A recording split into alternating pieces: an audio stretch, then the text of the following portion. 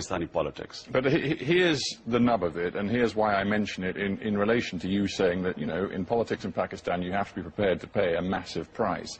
You say now that the raising of your children was the most important, is the most important thing in your life. And yet you had a choice to make, because when Jemima took the decision that such was the difficulty of her life in Pakistan, she was going to go back to London, return to London, you could have made the choice to go with her. Your relationship was still strong.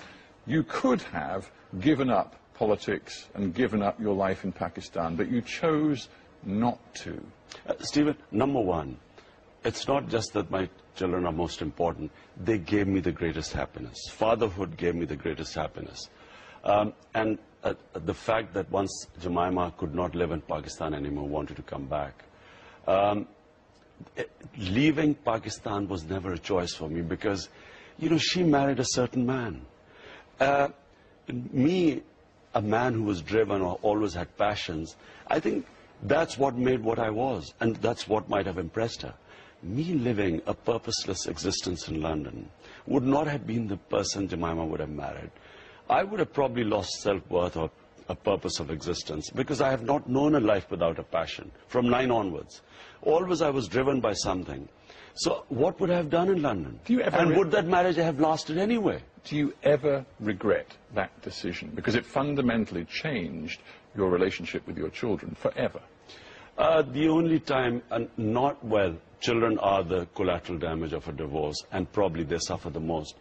And of course, I mean, anyone who's been through a divorce knows the sort of pain that causes.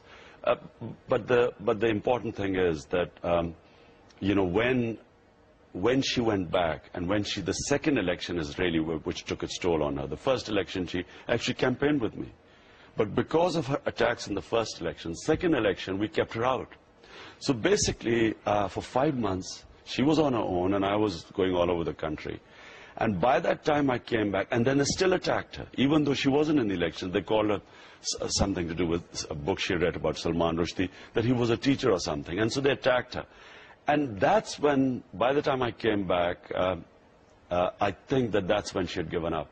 So that's when she decided to go back. Now, you know, what were the choices? I mean, I hoped that it would still work out, that somehow she would come back. But gradually, in a year or so, I realized that, you know, she had just got settled in life there. And so...